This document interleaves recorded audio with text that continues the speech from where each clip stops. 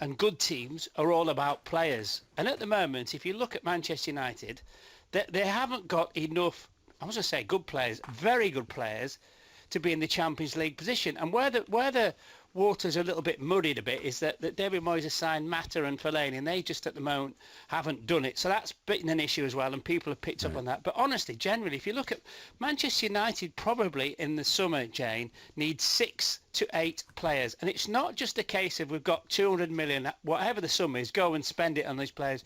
You've got to get the balance right, the dynamic in the dressing room, absolutely everything about it. They need pace in nearly every area as well in that team. It is a major rebuilding job, and anybody who can't see that, well, I'm really sorry, but that's the way that it is. It wasn't like that a year ago, though. That's mysterious that it's all gone that wrong that quickly. Well, I think the thing about that, Peter, is, in all honesty, Ferdinand, Vidic, Evra, all most definitely coming to the end of their career. So that's 3/4 of your back four, Peter. And the right back, I don't think Raphael is good enough. He's impetuous. You should never sign impetuous defenders because they get themselves and the team into problems. So that's the first thing.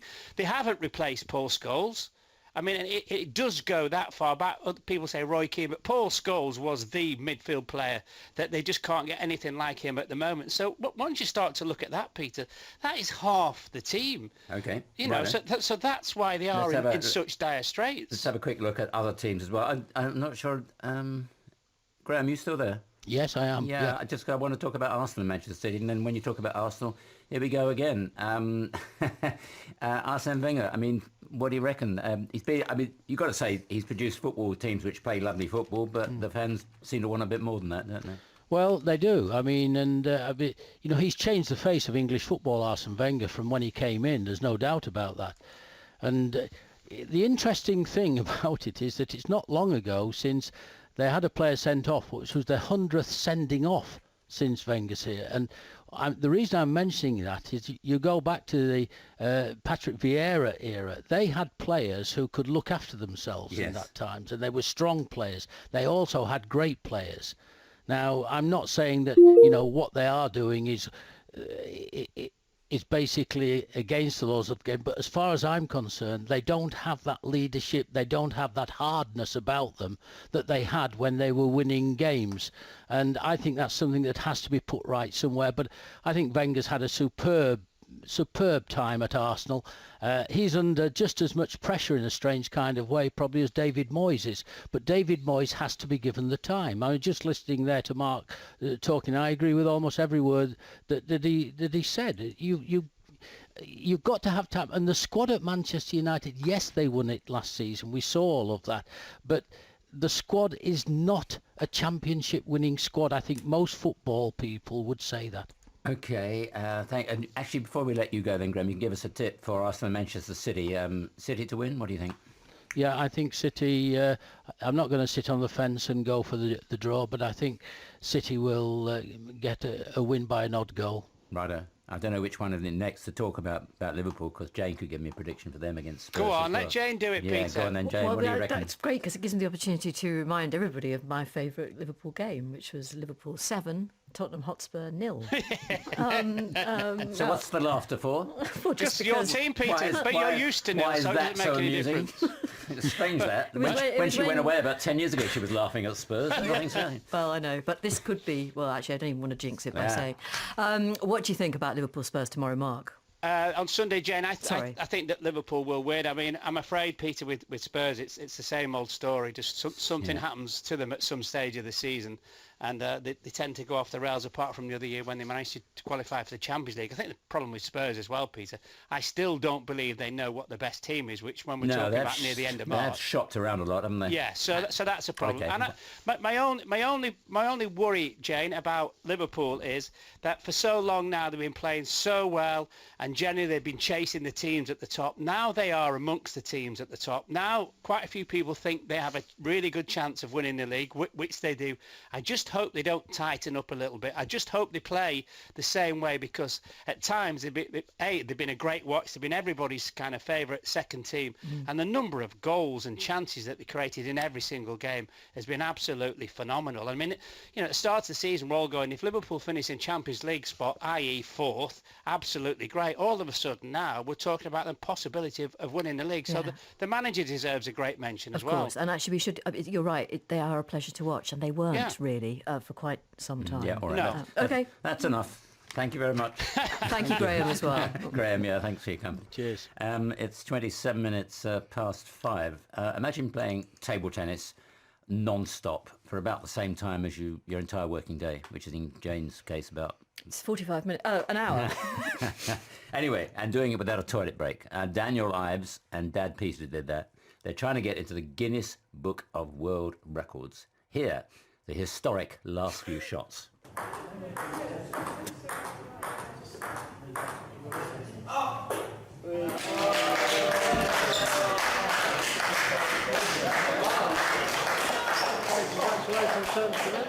Yeah, we were unduly rude earlier. There's more than one person clapping. There's something about the sound of a table tennis ball going backwards and forwards, though, which is not... Drive me quite mad, to be honest. But Anyway, we can talk to Daniel, who is 24, and Peter, who is 50, and they're on the line now. Hi, Daniel.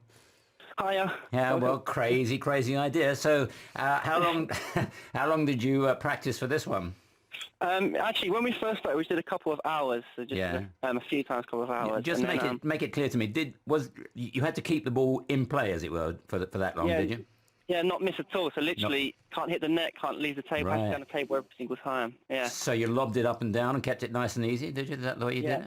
Right. I just blobbed it on. That's what everyone said. I was just blobbing it on, you know, not playing really like high-level table tennis, but just keeping it on the table. Peter, how was it? I mean, 50 now. I mean, did you get a drink? Did you need a pee? I mean, how did it go?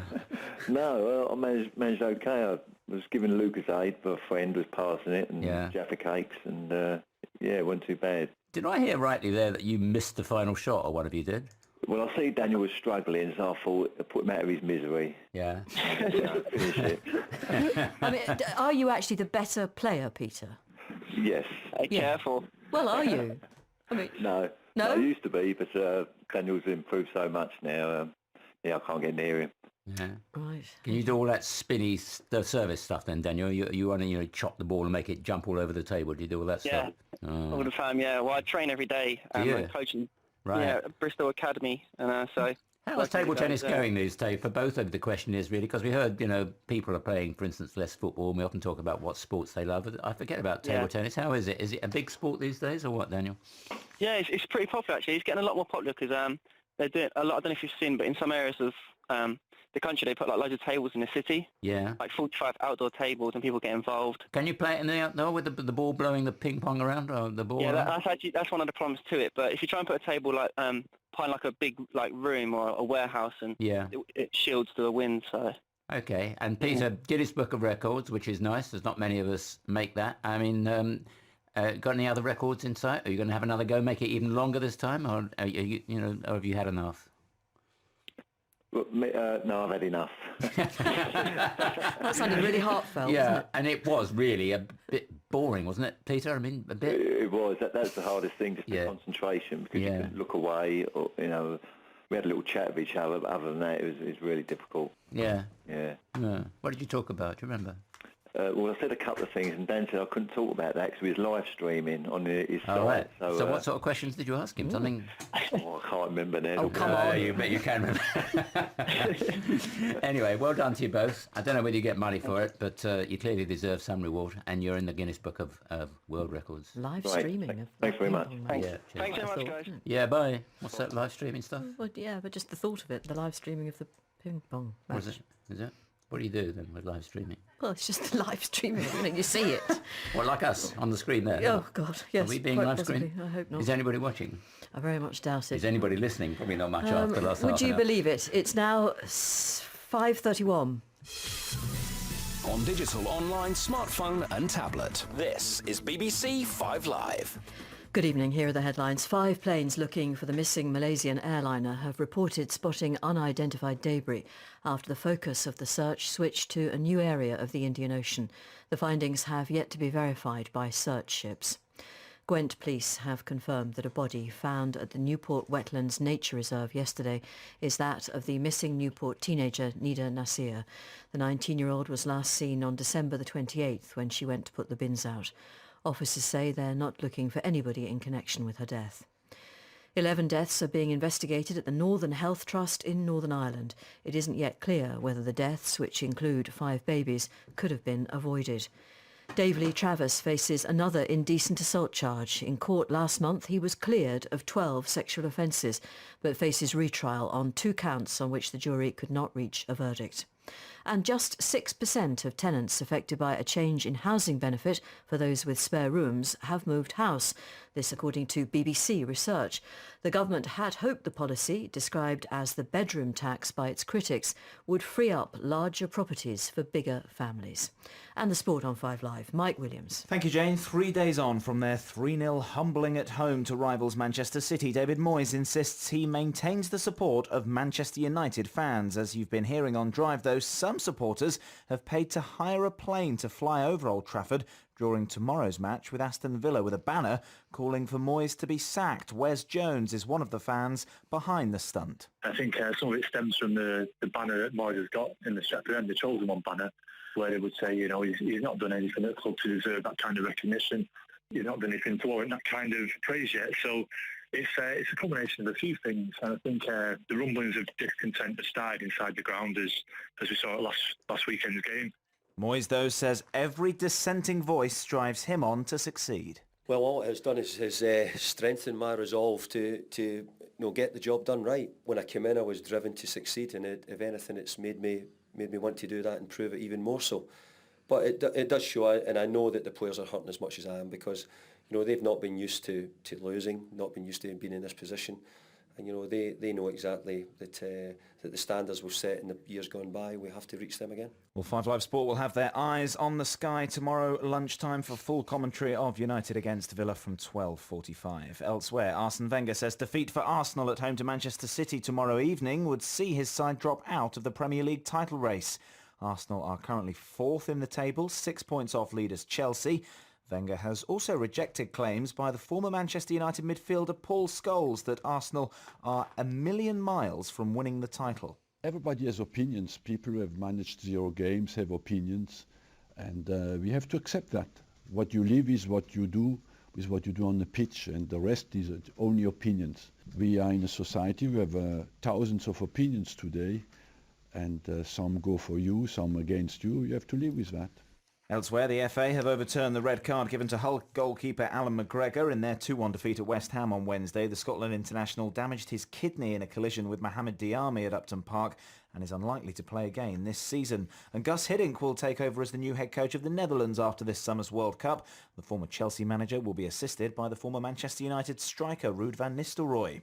India are the first team through to the semi-finals of the World 2020 cricket after they thrashed hosts Bangladesh by 8 wickets earlier, chasing 139 for victory. India reached their target with 9 balls remaining. Earlier, the West Indies beat Australia by 6 wickets with 2 balls to spare. Charles Dagnall rounds up the action from both matches. James Faulkner may live to regret his comments 2 days before this match, saying he disliked the World T20 holders, the West Indies, and hoping Australia knocked them out of the tournament. Those bulletin board comments will haunt Faulkner as he bowled the final over and needing 12 to win from 4 balls. The West Indies captain Darren Sammy launched 2 gargantuan straight sixes to spark wild and pointed celebrations. And after the match, Sammy revealed that it was those comments that fueled the West Indies' vehement reaction. So Australia all but out, but India cruise into the last 4 after soundly beating Bangladesh by 8 wickets. Earlier, England's women beat Bangladesh by 79 runs. Captain Charlotte Edwards made 80 off 69 balls to help them post 137 for 5. In reply, the hosts could only make 58 for 9 off their 20 overs. And away from the World 2020, Kevin Peterson has announced he's to enter next Thursday's draft for the Caribbean Premier League, which starts in July. In racing, the Grand National hope Sunny Hill Boy, the narrowly beaten runner-up in the 2012 race, is out of this year's Aintree feature.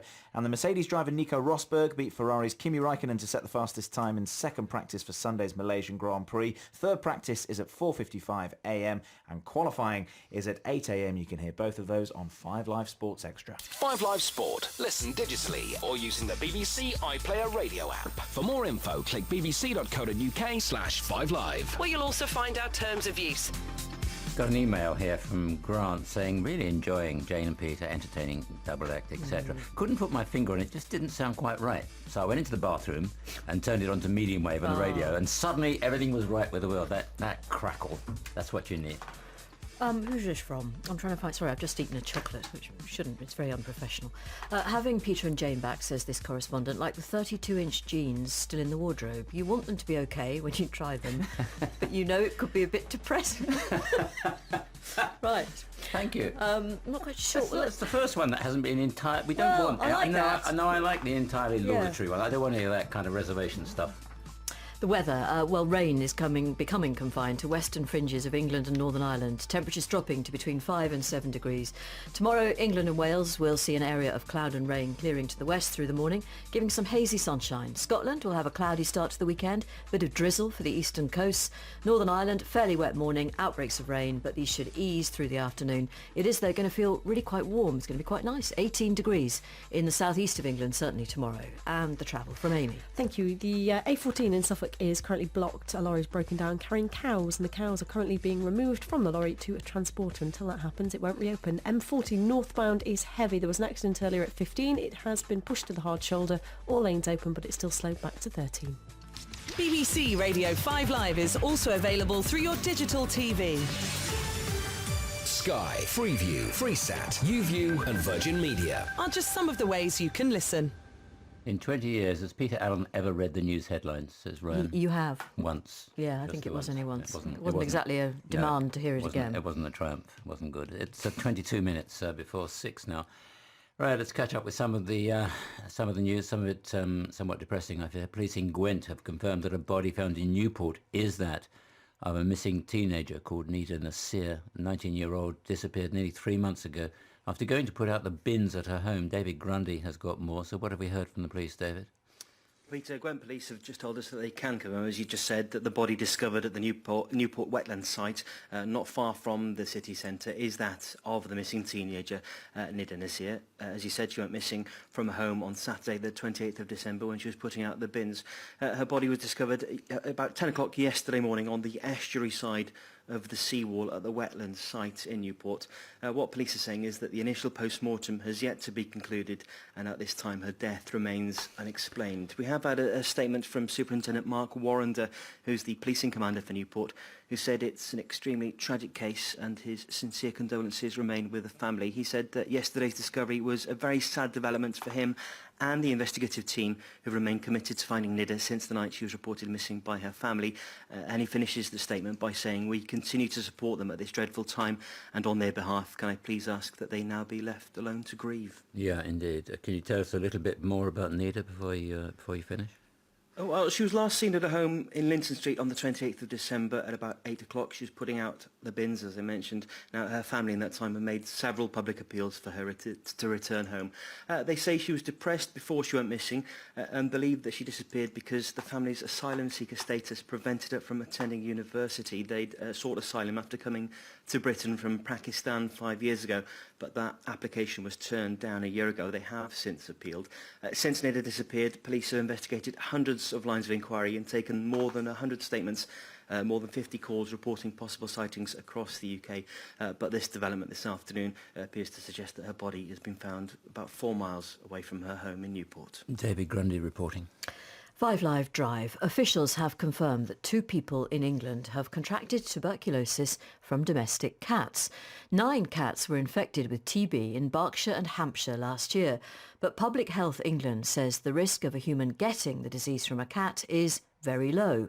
Well, I've been talking to Dr. Carl Gorman, who's the clinical director of a veterinary clinic in Newbury. Now, his own cat, Millhouse, is one of the 9 infected, and one of his clients is one of the 2 people affected. I asked him how he knew his cat had TB. It happened to be at a time, beginning of last year, when we were discovering a few cases of TB locally in cats. Millhouse, nothing wrong with him particularly, and he was on my lap, and I happened to feel a big lump at the back of his leg. Because of having had the other TB cases, I was suspicious, so we took him into the surgery, sampled the lump and took an x-ray of his chest, and the signs were positive. And when the samples we sent off to the lab came back positive as well. How is he now? Unfortunately, he went missing August, September last year, so And he had been doing very well on treatment. His lumps had all gone, his chest was back to normal, and he was fine. He had about 6 months treatment, but then one day he just disappeared, and we don't know what happened to him. But he was a home-loving cat, so we assume he had an accident somewhere. How do cats get TB? Well, the normal way that cats get TB is by hunting small mammals which are carrying TB themselves. So they eat them and they get the infection that way. It's just about possible that if they were to get bitten, for instance, by an infected badger, that might be a source of infection. And then we speculate that it's possible if a cat's infected with TB and bites other cats, then, it's going to be able to spread TB that way.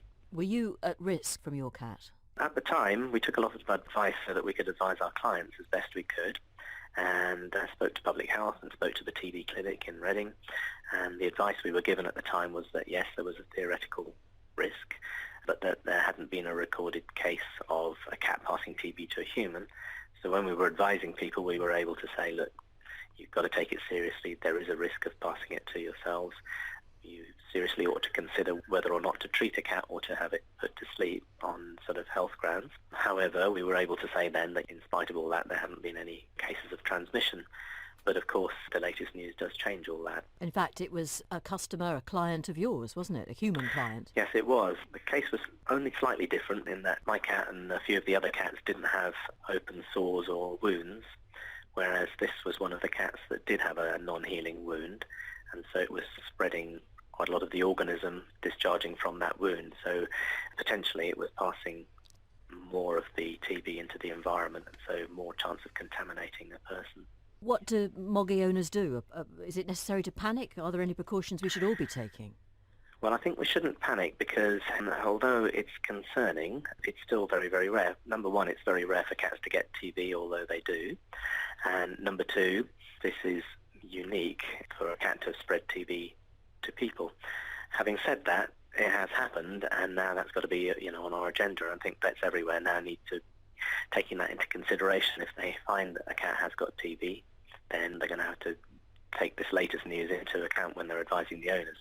And, they might unfortunately be veering towards advising putting those animals to sleep just to minimise the risk, because human health is always the most important consideration. The gist of it all is cat owners don't need to panic, but they've got to be aware. They shouldn't panic, but really this is a useful time to give a warning, because if a cat owner has a cat with, especially if they've got a wound that isn't healing or an abscess that isn't healing and isn't responding to treatment as it should do, they should be considering the possibility of TB, and if their vet hasn't considered it for them, they should be discussing it, because you need to know, once you know whether or not the cat's got the TB, then you can make a more informed decision.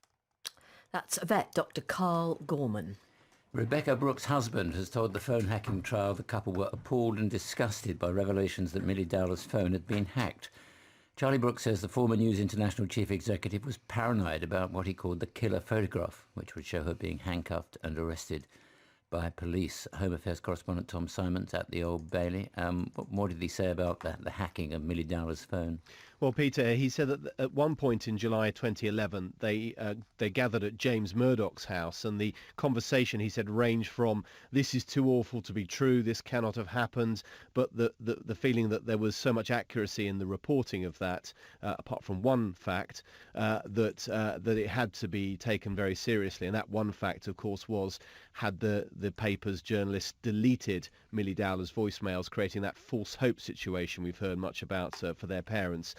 So that wasn't true in the end. But certainly the response was amongst Mr. and Mrs. Brooks and those around them that this is disgusting. What are we going to do? How are we going to react? Right.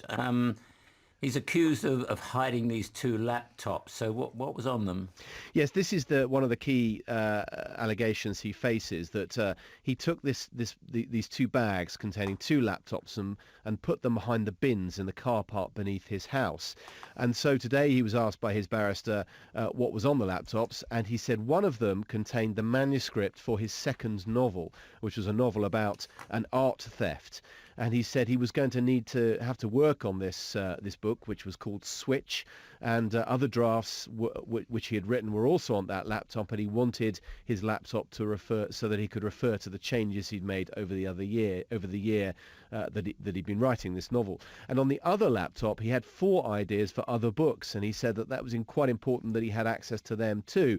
But he also said that he'd been a bachelor when he'd first got this laptop, and there was, in his words, quite a lot of smut on there too. And the court's already been told that the bags he hid allegedly contained pornographic magazines. Tom Simons reporting at the Old Bailey. This is 5 Live Drive. The headlines this evening. Australia says that objects have been spotted by planes searching a new area of the ocean for the missing Malaysian airliner. Police in Gwent have confirmed that they've found the body of the missing Newport teenager Nida Nasir. And only 6% of affected people have moved home after the government cut housing benefit for council tenants with a spare room. And the travel from Amy. Thanks, Jane. The M42 northbound is very heavy because of an accident earlier between 3A, the M40 and 4 for Dorridge, although all lanes have reopened. And once you get beyond that, it will slow again at 15 at Longbridge. And that's all because of an accident which was on the exit slip road blocking 2 lanes. Again, that has since cleared.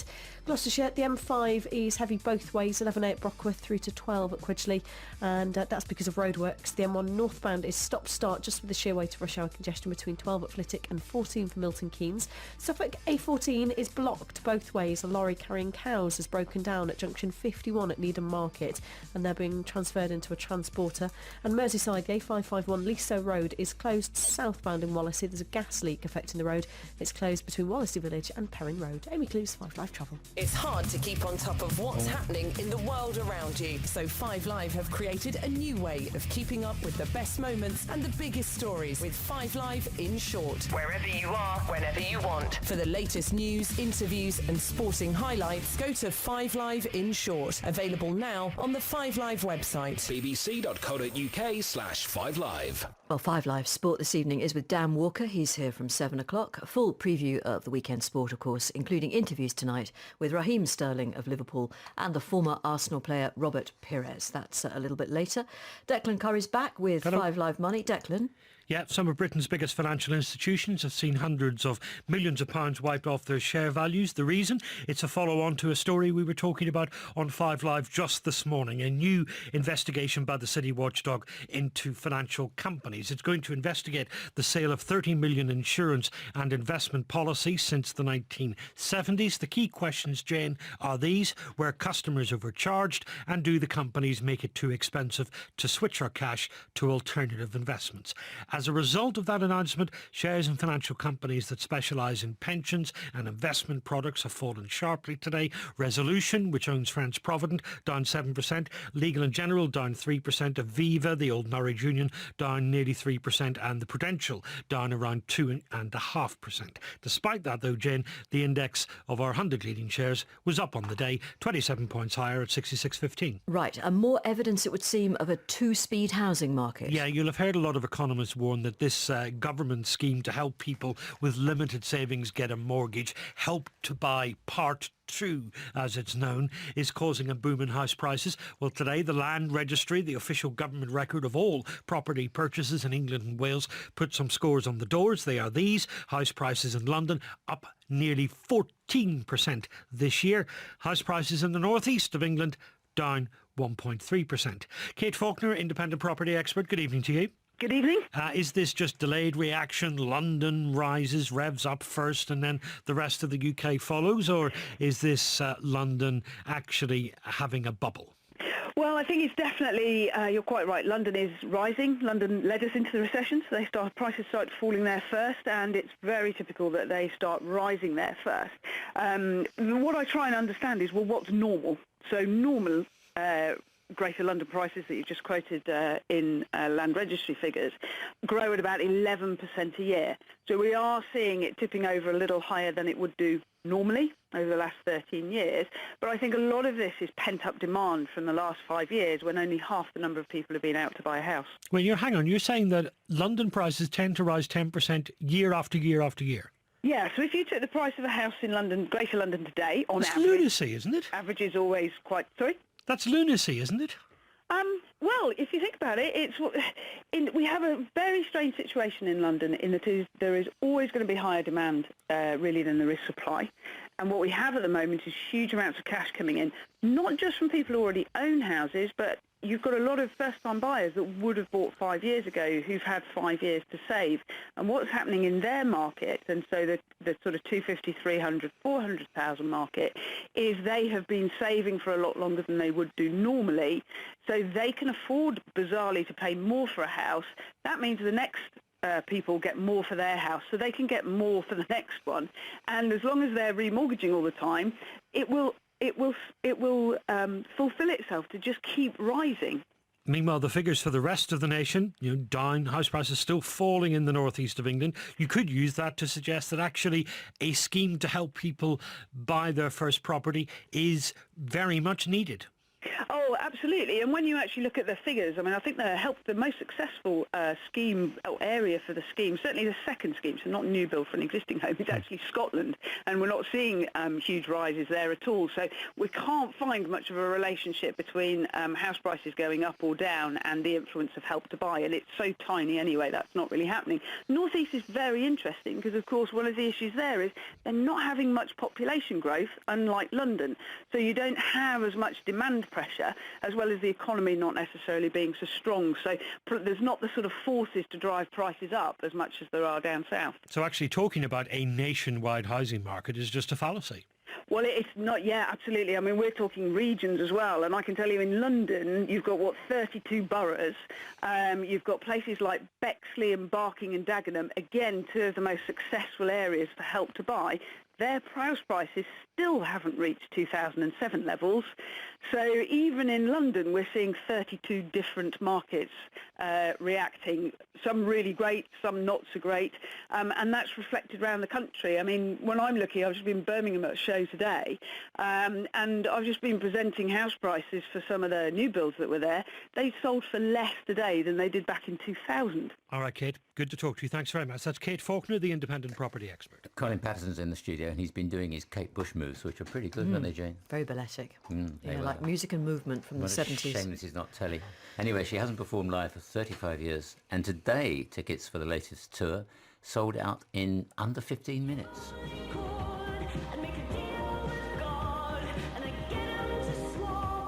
He's moving again. Can't stop himself. Yeah, Colin. More than 35 years worth of fans scrambling for tickets. Isn't it? When you put this into context, that's 15 years before 5 Live started. Kate Bush last finished her UK tour. That's his 1979. And it's the same venue she finished that tour at that she's going to be playing. It's the Hammersmith Apollo, 3,500 capacity, 22 nights. That's 77,000 tickets that she sold out in those 50 minutes and could have sold them many times over. She spoke to Front Row, John Wilson, in 2011 and explained why she'd never toured since 1979. I think a lot of people think that I didn't enjoy touring, which, I could understand why they would think that because I've only done it the once, but actually it was a huge amount of fun. It was a bit like being part of a circus troupe. Was very exciting because of the spontaneity of working live. And we had the most incredible reactions from the audiences.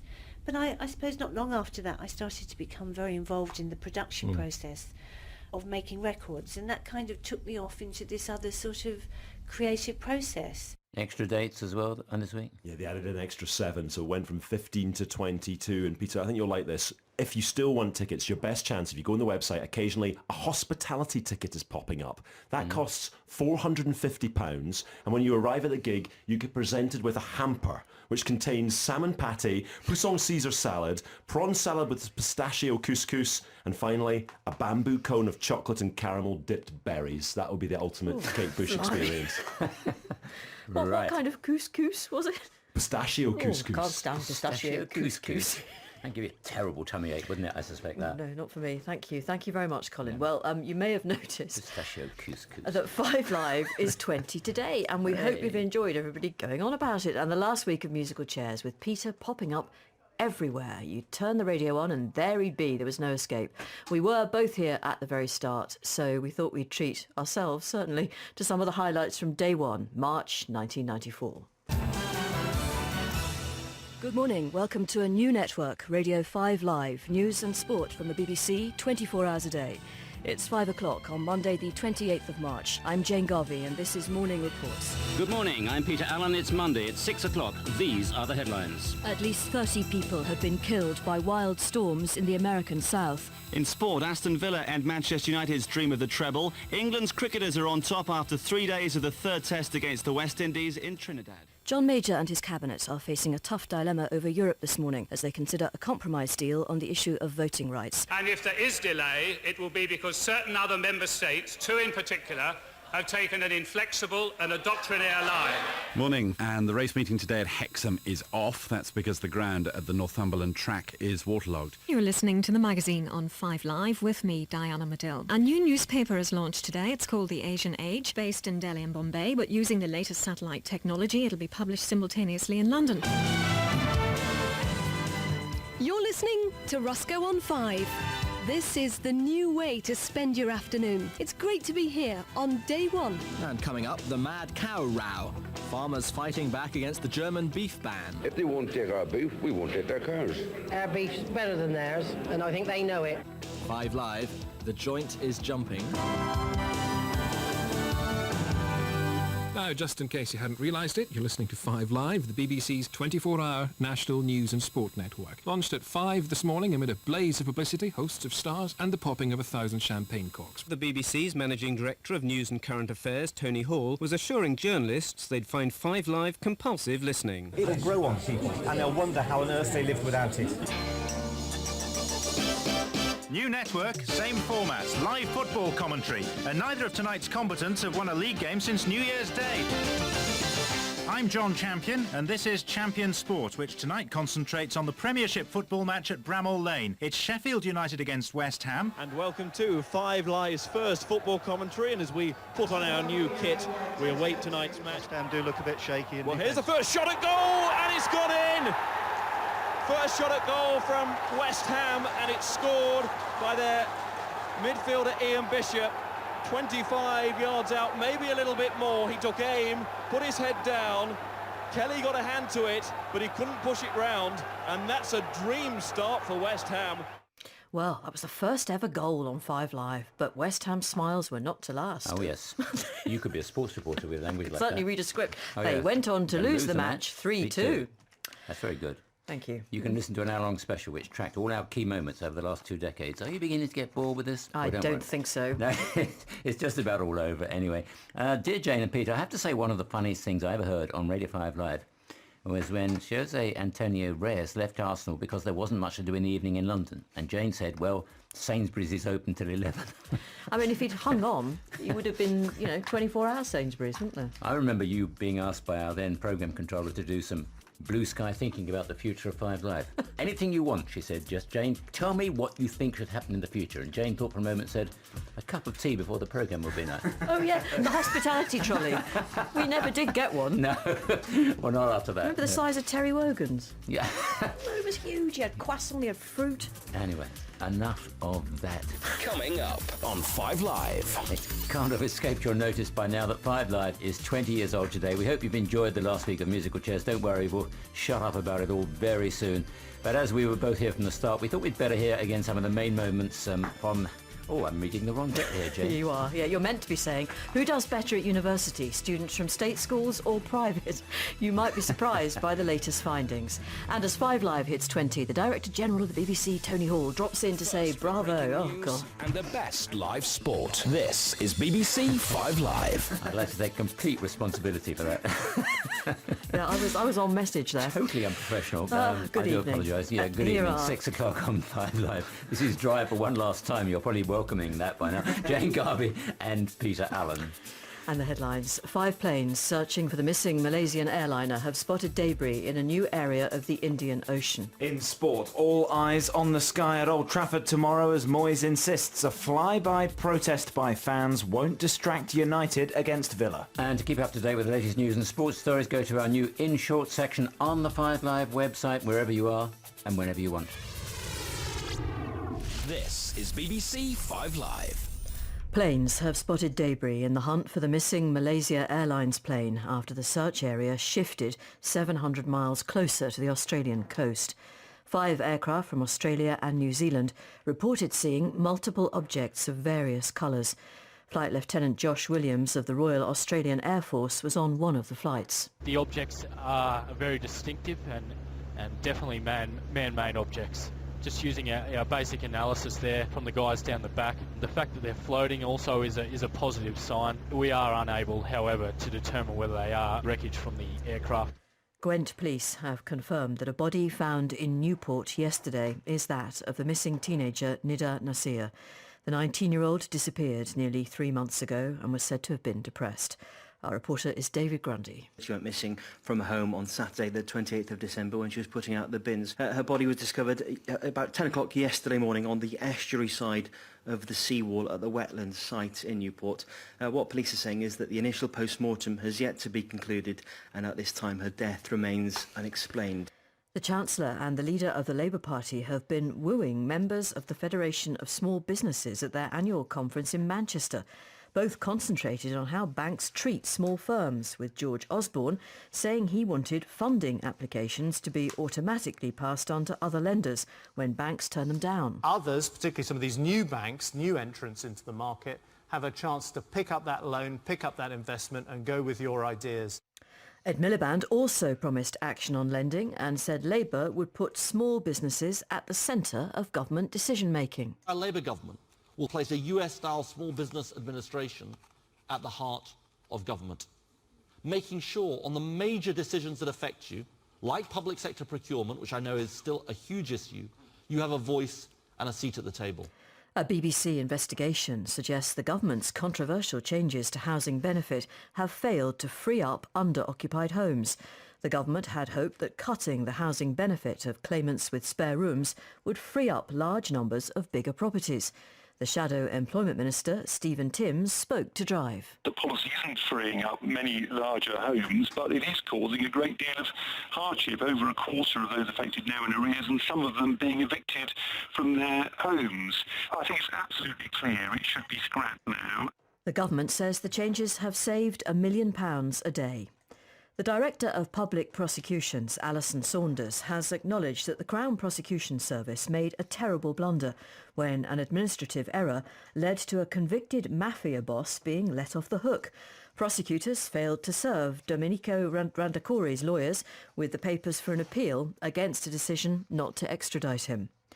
And finally, the rainbow flag is flying from the Cabinet Office in Whitehall in London this evening and above some other government buildings too.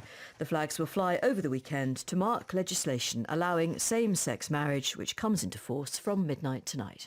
5 Live Drive and sport from Mike Williams. Thank you, Jane. Good evening. David Moyes insists he maintains the support of Manchester United fans and says he's not fazed by reports some supporters have paid to hire a plane to fly over Old Trafford during tomorrow's match with Aston Villa with a banner calling for him to be sacked.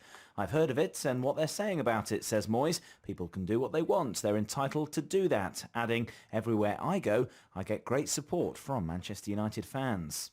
Elsewhere, the FA have overturned the red card given to the Hull goalkeeper Allen McGregor in their 2-1 defeat at West Ham on Wednesday. The Scotland international damaged his kidney in a collision with Mohamed Diarmi at Upton Park and is now unlikely to play again this season.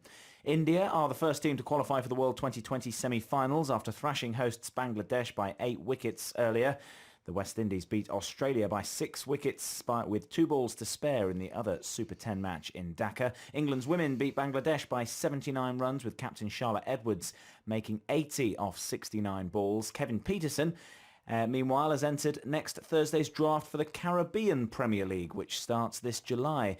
And in racing, the Grand National hope Sunny Hill Boy, the narrowly beaten runner-up at Aintree in 2012, is out of this year's race. 5 Live Sport. Listen digitally or using the BBC Sport app. For more info, click bbc.co.uk/sport. Where you'll also find our terms of use. And the weather, well, tonight's going to be breezy with scattered showers, temperatures dropping to between 5 and 7 degrees. Tomorrow, the rain is going to clear from most places by the afternoon, and it's feeling warmer as well. Temperatures reaching highs of 18 degrees in the southeast of England. And here's the travel from Amy. Thanks, Jane. Manchester's A627M, the Mancunian Way, still has restrictions at junction 3 for Rochdale after a lorry overturned earlier this afternoon. It's still being recovered, and those queues go back round to junction 2 for Middleton. You'll find diversions taking you via the M62 westbound. On digital radio, digital TV, downloads and online. This is BBC Radio 5 Live. 5 Live Drive. Yeah, good evening. Welcome to Drive with Jane Garvey and Peter Allen. There have been a lot of texts during the course of the programme saying, I remember that week you went camping. Well, we've looked it up and we've found a tip from it. Good. Something for you all to look forward to. Probably finish off the programme in style. Our main story, though, and let's get back to the news of the day, a huge shift in the location of the search for the missing Malaysian Airlines flight. It's led to sightings of new objects in the water from 5 search craft. Well, an area in the Indian Ocean 700 miles further northeast than before and larger than the size of Britain is now being scrutinised. The Australian and Malaysian governments announced the change, saying they'd looked again at radar data and now think the passenger jet may have come down earlier than they thought.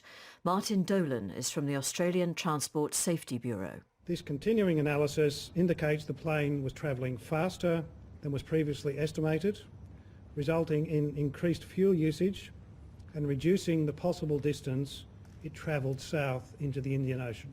The Malaysian Transport Minister, Hishamuddin Hussein, told a news conference that the change of location didn't conflict with previous sightings by satellite. The Australian authorities have indicated that they have shifted the search area approximately 1,100 kilometres to the northeast. Because of ocean drift, this new search area could still be consistent with the potential objects identified by various satellite images over the past week. Our correspondent Phil Mercer in Perth summarised the day's developments. Well, there's another twist in this exhaustive search for the missing Malaysia Airlines flight, Peter, west of Australia. The day started fairly quietly here in Perth. Then news had filtered through that the Australians had shifted the search area 700 miles to the northeast of the original zone, and that was because of information coming from Malaysia that indicated that the plane was travelling faster than previously thought, running out of fuel sooner and therefore ditching potentially into the ocean far sooner than the Australians had thought. So not only was the search area shifted some considerable distance from where it was, then we had news late today that 5 aircraft had spotted potential debris in the ocean, and we won't know how significant those fragments will be until they're retrieved by ships in the area, and that might not happen until sometime on Saturday. Well, now we can hear what it's like on one of those search flights. Our correspondent John Donnison went up in one of the Australian aircraft with Master Aircrew Mick Taylor. Today's been a very challenging but rewarding day as we've been out looking for debris in the search area. We found over 33 objects in the water, yet to be identified when we get back to base. But yeah, it's been a very good day. And how difficult is it? A lot of concentration must be needed when you're in the search seat. That's certainly true.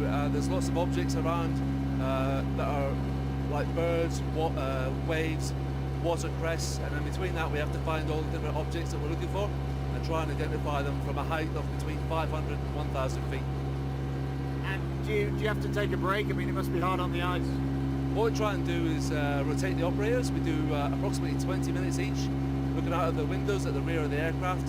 The flight deck are up looking out the front, and we just rotate around to give people a rest, to give their eyes a chance to see objects when they go in to look out the window.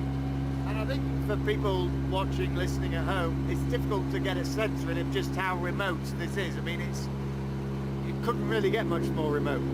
Certainly in all the years that I've been doing search and rescue and flying on different maritime aircraft, this is probably the most remote area I've been to. We're over 1,200 miles from Australia. There's hardly any other vessels around in the area, hardly anything else to see, to be honest, apart from the debris that we're looking for in the water. But certainly a very challenging search and rescue. All right, let's focus on the search from high above the ocean now with Alice Bunn from the UK Space Agency. She's actually on the board of the International Charter, which is a kind of agreement between space agencies to share satellite images for free when there is a disaster like this. Alice, thank you for your company. Good evening. Good evening. So how many satellites are there in that part of the world? I mean, presumably they're whizzing around, so they're there for an hour or two, but how much capacity is there to look for stuff? Yeah, it's quite difficult to say with absolute precision how many satellites are there, but you're talking about around about the 100 mark that are potentially able to view this area. So you can imagine all the satellites are going around on their various orbits, and as you say, for a certain period of the day they will be able to see this part of the area. ocean. Now, are you able to control where a satellite is looking for you? Can you just give it a signal and say focus in on that bit? I mean, how do they work? Yeah, absolutely. You can you can point a camera on a satellite in the same way that you can point a camera in your hand. But I think the common misconception is that these satellites are always on, so they're not always on in the same way that, your camera in your hand is not always on. You have to physically press the button. So that does mean that... At the moment they're all on, I guess, are they? Because everybody's trying to look, or is it... I mean, what are they there for? What are those cameras up there for and satellites up there for anyway? Yeah, so there's a range of different uses. So commonly some of the programs that I managed are using satellites for environmental monitoring, for forest monitoring, some of resource monitoring programs. Are they privately owned and sort of hired out, or is it countries who've got them? There's a range of different arrangements. Often, particularly if you're talking about environmental research, it's institutional, it's public, but there's also a host of private companies that operate their own satellites for various different applications. Right, so when you get a matter like this, an international emergency, do they all come on board, or do some say, look, I need to be paid for this, or just ignore you? How does it work? It varies from country to country, but certainly I can say with absolute certainty in the UK, UK companies have been providing satellites for free and, continue to do so. So there's been a very strong response from the community here. Are you talking about civilian satellites, or do you include military in all this? I'm talking about civilian satellites. I mean, obviously there is capacity in the military as well. The tasking of those satellites is a different arrangement again, as you can imagine. But the satellites from the UK have often been in the private sector, so commercial satellites that have just been offered for free. And what kind of resolution and image do you get, and how long does it take to get them back? I mean, is it immediate? Can you sit there at a desk and just watch what the satellite is showing you, or not? You can look at the images within under an hour certainly, and depending on the type of satellite, it gives you different kind of resolutions. So, what you would be looking for in something like this particular example is somewhere which has a very wide area of view, but because of the width of the area of view, the resolution wouldn't be so great. So typically satellites can be very, very powerful in identifying something that is strange in an image, and then you would work with more local resources like ships to go in and have a closer look. Has it been a frustrating time for you? Because the information about where to look has been pretty random up to now, hasn't it? It's changing every day. Yeah, that's what makes this case so exceptionally difficult. I mean, as I say, satellites can be a very powerful tool, but ultimately you have to know where to look, and that's been the ongoing difficulty. Right, nice to talk to you. Thank you very much. The reality then of the search from the aircraft and the search from the satellites, and that was Alice Bunn. Somebody texting in saying, congratulations on 20 years. Your boss at Radio 5 was Tony Hall. Whatever happened to him? We met him earlier on, didn't we? And we're going to hear from him too. Oh, are we? A little later. Well, the listeners must be looking forward to that. People will be staying in their cars. I think a little less sarcasm would probably be useful, Jane. Well, he might be sitting in his car listening at the moment, saying it's a little black mark for you. I'm up a career cul-de-sac. It's a very comfortable one. And so are you, mate. Right, 6:15. This is 5 Live Drive. And the headlines this evening. Cul-de-sac. How can you? A new area of the Indian Ocean has been searched for the missing Malaysian airliner, and 5 planes say they have seen unverified debris. Police investigating the disappearance of the Newport teenager Nida Nasir say they found her body in wetlands. and only 6% of tenants affected by the government's cut to the spare room subsidy have moved home, according to BBC Research.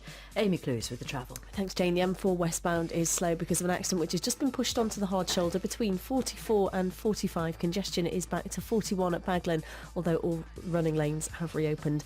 M40 northbound slow. There was an accident earlier at 15 at Longbridge. That's gone, but the congestion is still back to 13 for Bishop's Touchbrook. And the M6 northbound is slow because of an accident which is blocking lane 1 of the 4-lane section at Junction 6. That's at Spaghetti Junction. Queues back to Junction 7 at Great Bar. In Manchester, A627M, we've still got this problem. A lorry overturned earlier this afternoon. It's being recovered at 3 at Rochdale. Congestion is back round to Junction 2, Fort Middleton. Amy Clues, 5 Live Travel. First for breaking news. This is 5 Live. Dramatic scenes in Crimea. Russian troops forced their way into a large military airbase. Colonel Yuli Mamcha, who has emerged as a national hero in many ways of the Ukrainian resistance. First of all, he met with Russians and refused to hand over his base again. Then, bizarrely, he conducted a wedding of 2 lieutenants, a man and a woman on the base. Even as they conducted it, you could see snipers moving into position. First for breaking news. This is 5 Live. Well, let's chat a bit more about the pressure building up on Manchester United manager David Moyes. Yes, let's help him by heaping a bit more pressure on him by talking about it again. Just how hard it is. Oh, God. One man who played under Moyes during his spell at Preston is the former Scotland striker, Kevin Gallagher. Kevin, good evening to you. Hi, Jane. So how do you think he will be coping? You know him. I think he'll be coping pretty well, to be fair. He's handled pressure at Everton, but it's a different pressure. It's a bigger. He'll go into the football club, try to understand it, because Everton's a big club, but Manchester United's massive. So for him to understand it, it'll take him a while. And as that old saying is, Rome wasn't built in a day. And he will have known that this was always going to be the most challenging season of his career, won't he? Oh, definitely. The massive changes, the massive pressure with Sir Alex leaving a legacy of being the champions as well. And it's always hard to retain the title as well. And that's the difficult side of it. And you just got to be patient with it because it is a rebuilding structure that David has to do. But the owners, the Glazers, are they going to stick with him? I mean, it's a very different scenario to when Alex Ferguson took over, isn't it? It's very different, but I would hope the Glazers are looking into it.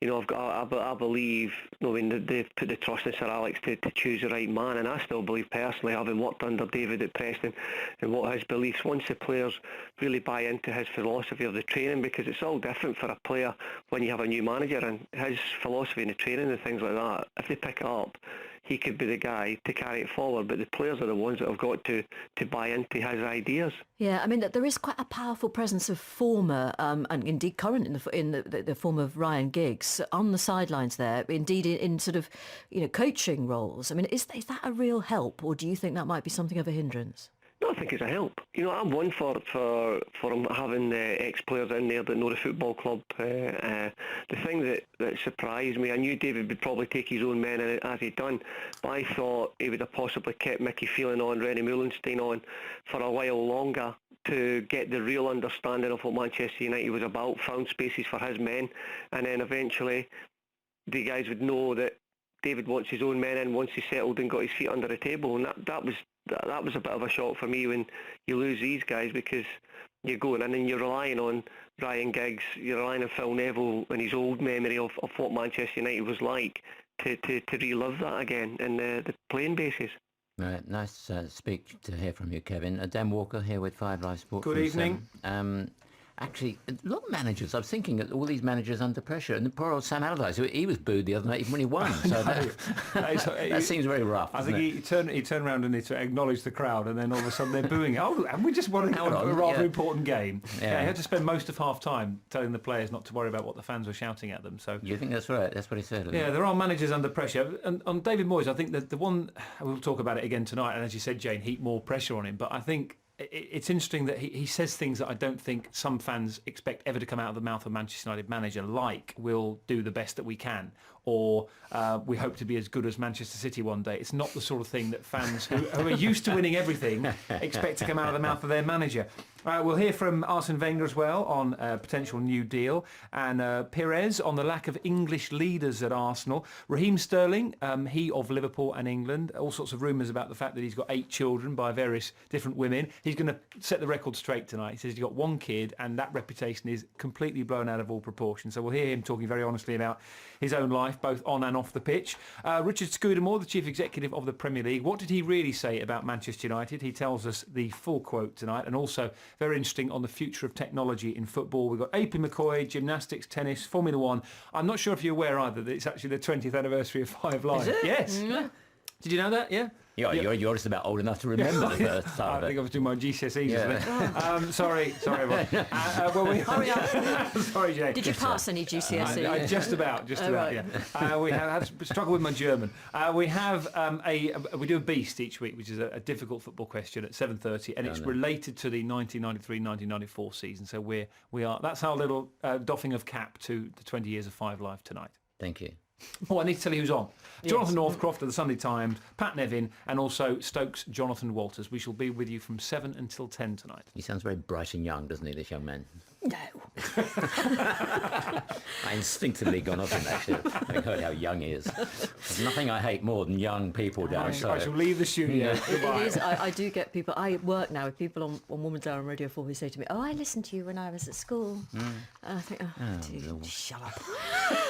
Right, now the response to this story has been so great that we thought we'd repeat it. It is so nice, this. It's the moving moment when Joanne Milne, who's been deaf for 39 years, hears sound for the first time. She was born with Usher syndrome, and last month her mum filmed her when her new cochlear implants were turned on. I want you to tell me how the volume is, both sides.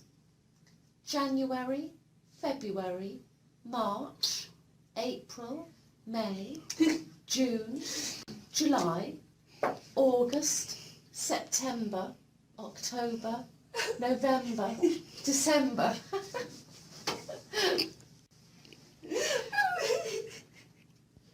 Could you hear those words?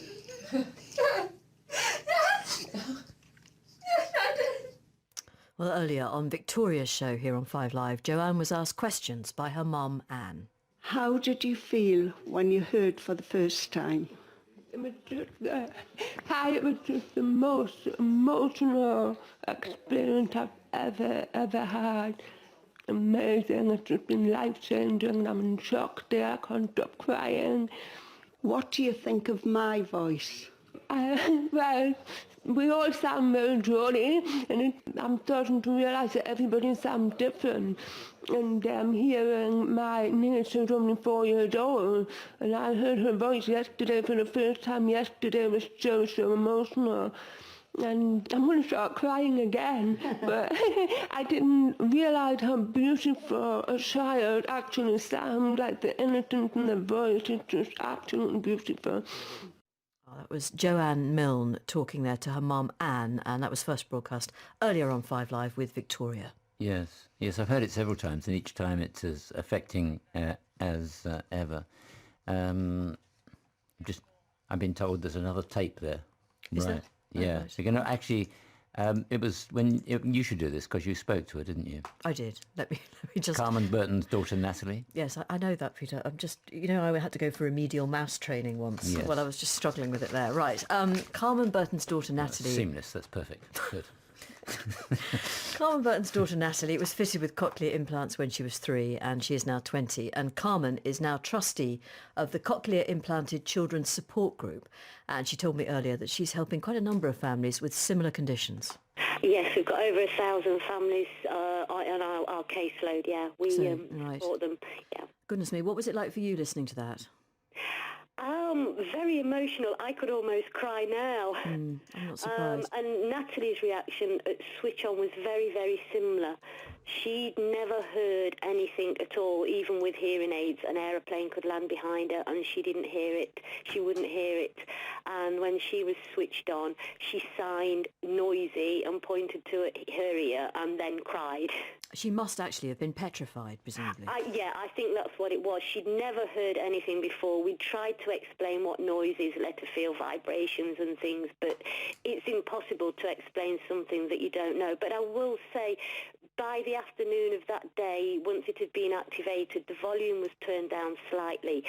We went for rehab and they played games with drums and knocking on doors, and she heard those immediately and responded to them and enjoyed it. So it was only the initial shock, and then after that she was, oh yeah, this is quite good. What's the next noise kind of thing. What about the other children that you help now? How young can they be when they're fitted with the implants? Babies now, and since the NICE ruling in 2009, babies are now being fitted with bilateral implants, both ears. Natalie only had one. Providing they meet the assessment criteria, they get it done very young now. So why did Joanne have to wait so long? The NICE criteria, until 2009, adults weren't considered for cochlear implants, and it was only the 2009 ruling that made it possible. And what about learning to speak? I mean, that presumably will be a very difficult process for everybody involved here. Yes, yeah. I mean, some deaf people don't have cochlear implants and can speech, and it's a combination of lip reading, hearing aids, visual phonics, cued speech, lots of hard work, and some deaf people do learn to speak without cochlear implants. Some don't. Some of it depends on the level of deafness. Some of it depends where you live. Some counties are oral and push speech. Some counties use BSL. I don't think without her implants Natalie would have learned to speak. She is so deaf. She might have got words or sounds, but I don't think she would have got intelligible speech. Do you sign to her? Yes. Yeah, you still do? We still do, yeah. When she had her implant back then in 1996, it was may get an awareness of environmental sound. Nothing was said of speech. But we always said, she is deaf. She'll always be deaf. The implant isn't a cure for deafness. And we will always sign, and now she's bilingual, which to me, is great. She's got two languages. She can, she fits in the hearing world, can communicate in the hearing world, but she's deaf, a part of the deaf community, and is proud to be deaf as well. Well, that's Carmen Burton, who is trustee of the Cochlear Implanted Children's Support Group. I was with you at the start, says Tim, and I'm still here 20 years later. A couple of spells in hospital. I've listened every day. A bit sad, I guess. But you've been the soundtrack of my life. I listen every day, though, to 5 Live. Don't you, Peter? I normally do. If I'm on myself. Somebody tweeted yesterday, I could listen to a radio station with Peter Allen on every programme every day, and wow. I did reply, and so could Peter Allen. Did you really? Well, because it's true. Yeah. That's because you're not on Twitter. It's nice to hear such a great broadcasting team anyways. I've been a listener pretty much since you started. Two items I remember. Ms Garvey making comment whenever there was a piece about hostages with reference to trained negotiators, as if anyone would send in an untrained. We got a negotiator, not that so much, but he'll give it a go. A keen amateur negotiator. Secondly, when the current German Chancellor was elected, you discussed the pronunciation of her surname and speculated that Merkel is bound to be a Scouser. Then we remember those and many more. David K, thank you. And also a lot of you texting about the camping trip. What was the idea? We were going on holiday for a week. We went on holiday for a week, allegedly, to enjoy ourselves, the great British seaside holiday. We started in Cromer, worked our way up along the barges to canals, went to holiday camp. I can't think what else we did. We went to Pontins. Oh, yeah. I do remember that. And I always remember the vat of Irish stew which was being prepared for that night. It was big enough for you to drown in, wasn't it? It was a big old vat. There could have been quite a lot of things in there that nobody knew about. Highly nutritious. I'm sure Pontins are listening. I'm sure there wasn't. Anyway, carry on. It was very nutritious and finely prepared. Anyway, you've been talking about it, and we've looked it up, and it was August 97, and we had found a clip. It's day 2 of 5 Live Breakfast's Great British Holiday. We're live on a narrow boat at North Kilworth in Leicestershire this morning. We're talking acting in a moment after a pulsating fishing update from Peter. Yes, our friend John Ellis has really got ambitious. The little fishing rod he had has magically been transformed into a 10-metre fishing rod. And in fact, with the aid of that 10-metre fishing rod, he's just secured a fish which is even smaller, if possible, than the ones he's been catching before. But he has caught about 16 of them. One very sad story about fishing rods this long. There was a man just down the bank who had a dispute with a barge. He pulled in his rod rapidly, slid it through the hedge behind him, and the tractor drove over the back of it. Jane. So there. By the way, we're being looked after this morning by a plethora of employees from British Waterways who are very anxious to make sure that everything goes all right, that nobody drowns. And they're delighted that there are some fish in the canal. They're absolutely hysterical because there are fish, and it means that the water's a lot cleaner than some people would have you believe, Peter. Righto. Not good enough to drink quite. Well, no, I don't think I'll be swimming naked in this canal before 9 o'clock, but you never know. The hazard side. You were risky, weren't you? What was wrong? Suddenly going on about swimming naked. I think they were playing my voice at an unusual speed there. They were. I did sound rather high. Yes, a bit of a high. Actually, the great moment of that trip was we got onto a barge. Oh, dear. And Jane said, I'm in a terrible hurry and I've got to get off, and I don't mind just doing a small piece on this barge, and then I've got to go and do something else. And the barge started off, and the guy said, there's not enough water in the canal, can't turn around here. Turn it around, no. And so we drifted down the canal with Jane getting steadily more hysterical, went through one of those long tunnels all dripping with moisture, wasn't it? You remember that? I do on remember. and on. It's a very strange feeling being in one of those tunnels with the very distinctive, rather moody drip of the water. Yeah, somehow the charm of it evaded you at the time. Well, the charm, yes, sapped from me, it has to be said. Anyway, that was us on holiday. It's almost the end of the remedy. We'll get back to proper radio in just a little while. Only another half hour to go. It's 6:30. On digital, online, smartphone and tablet. This is BBC 5 Live. Good evening. 5 Live Drive and the headlines. Australian ships are sailing to locate debris spotted by planes searching for the missing Malaysian airliner. Focus has now moved to an area of the Indian Ocean closer to Western Australia after new data analysis suggested the plane had burned fuel faster than previously thought. Gwent police searching for the missing teenager Nida Nasir have confirmed they found her body at wetlands in Newport. The 19-year-old disappeared after putting out the rubbish at her home 3 months ago. Officers are not looking for anybody else in connection with her death. The government's defended its changes to housing benefit after a BBC investigation found only 6% of those affected by what critics call the bedroom tax have actually moved home. Ministers hoped the policy would free up bigger properties. Dave Lee Travis will be charged with a further count of indecent assault. The former Radio 1 DJ already faces a retrial for 2 alleged sexual offences after a jury was unable to agree on verdicts last month. And the sport, here's Mike Williams. Thank you, Jane. Manchester United manager David Moyes insists he's not fazed by reports some fans have paid to hire a plane to fly over Old Trafford tomorrow with a banner calling for him to be sacked. United host Aston Villa in the lunchtime kick-off, with Moyes insisting he still has the fans on side. Everywhere I go, I get great support from Manchester United supporters. I was really fortunate. I was at a dinner last night for Darren Fletcher. And the amount of Manchester United supporters who were up saying, come on, keep going. We understand exactly the situation the club's in and the team's in. So they were really supportive. Every time I've gone to Old Trafford, the crowd have been great. I'm sort of seeing different from what a lot of people are saying. But understand results are what really matter. Manchester United against Aston Villa is a 12:45 kick-off tomorrow. You can hear it live with us in 5 Live Sport from midday. Arsene Wenger says midfielder Aaron Ramsey will return to training for Arsenal next week after a 6-week injury layoff. The Arsenal manager, though, says Jack Wilshere is still some way off full fitness. Arsenal are 6 points off the Premier League leaders Chelsea and host third-placed Manchester City at the Emirates tomorrow. So is the match their last chance to stay in the title race? It is, yes. But I believe that we have to keep going despite the fact that we had last 2 negative results. And if people say that Everton can catch us, that means we can catch the teams above us as well, because they play against each other as well. Well, before Arsenal's match with City tomorrow evening, leaders Chelsea travel to Crystal Palace. You can hear that match as well with us in 5 Live Sport from 3 o'clock. With Liverpool not playing Spurs until Sunday, Jose Mourinho's men have a chance to put further daylight between them and Brendan Rodgers' side in second. Chelsea play Liverpool at the end of April, and Mourinho thinks Liverpool's lack of European football this season is helping their title challenge. When you have 6 days a week to prepare a match, 6 days a week to train, maybe twice a day, you have conditions to improve that nobody else nobody else has. At the same time, players, no accumulation of fatigue. You can see clearly that some of their players, they are not paying the consequences of overtime and accumulation. One other football line this evening, and the FA have overturned the red card given to the Hull goalkeeper Alan McGregor in their 2-1 defeat at West Ham on Wednesday. India are the first team to qualify for the World 2020 semi-finals after thrashing hosts Bangladesh by 8 wickets.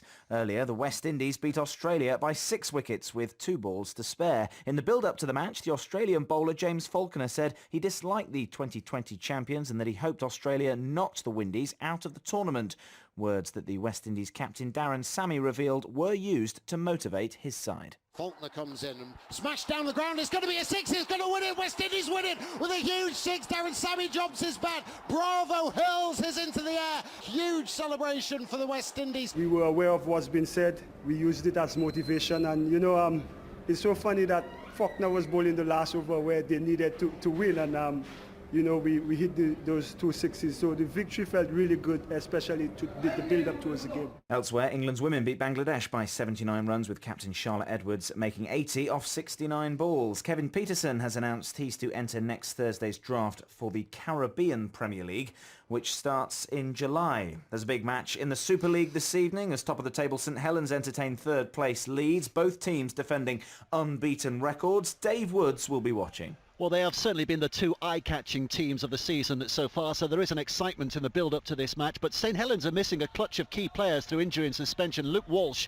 at their scrum half, and also some key forwards in John Wilkin, Alex Walmsley and Louis McCarthy-Scarsbrook, amongst some others. Though if Paul Whelan's plays tonight, he does equal the Super League appearance record. Leeds rested 1 or 2 last week. Kevin Sinfield, Jamie Peacock amongst them, so they have an extra freshness coming into this game, and we're looking forward to it. An 8 o'clock kickoff tonight. Live coverage on 5 Live Sports Extra from 7:30. Grand National hope Sonny Hill Boy, the narrowly beaten runner-up in the 2012 race, is out of this year's Aintree feature.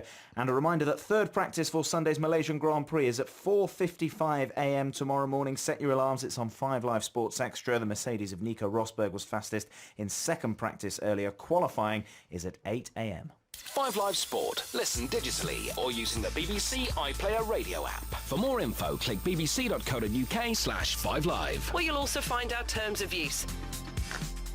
And tonight's weather, rain gradually becoming confined to western fringes of England and Northern Ireland. Temperatures dropping to between 5 and 7 degrees. Tomorrow, England and Wales seeing an area of cloud and rain clearing to the west through the morning, giving some hazy bits of sunshine. A cloudy start to the weekend in Scotland with some drizzle for eastern coasts. Northern Ireland having a fairly wet morning with some rain, but these showers should ease through the afternoon. And the good news is it is going to feel warmer, thank goodness, reaching highs of 18 degrees in the southeast of England. All of which leads a texter for Annie says, I don't want proper radio, I want this radio. It's like home and I miss it. We don't want that kind of sensitivity. I think you're saying you're improper. Anyway, the travel. On the roads, M6, if you're heading northbound, we've got one lane closed off to recover an accident between 6 at Spaghetti Junction and 7 for Great Barn in Manchester. Unfortunately, those problems continue on the Mancunian Way at 3 at Rochdale. A lorry's overturned. It's blocking the northbound side. Southbound will be diverted via the M62. BBC Radio 5 Live is also available through your digital TV. Sky, Freeview, Freesat, YouView and Virgin Media are just some of the ways you can listen. Going to have a in-depth look now at state school students and how they get on at university compared to those from the private sector, because we've got a study which suggests that state school students actually get better university results than their counterparts if they go in with the same A-level results. The Higher Education Funding Council for England looked at the achievement of 130,000 students up to August 2011. The chief executive of HEFCE, Professor Madeline Atkins, says the findings send a clear message to universities. Think about these results. This is sector-wide. This is not just one institution's work or data, and can look at your own practices, both for admission and also your practices when the students are with you, how you're teaching and learning and so on, and to see whether there's more that we can do. Right, I'm going to talk to 3 people altogether, but we'll begin with Professor Les Ebden, head of the Office for Fair Access. That's an independent body that tries to get underrepresented groups into university. Chris Ramsey is head teacher of the King's School in Chester, which is independent and fee-paying. Chris, may I start with you? I wonder whether what this study indicates is that you are very successful in the independent fee-paying sector in getting the children ready for these examinations. You're probably a bit better at it, but in fact what you produce is children who are, as a result, looking better than their counterparts, though not necessarily brighter.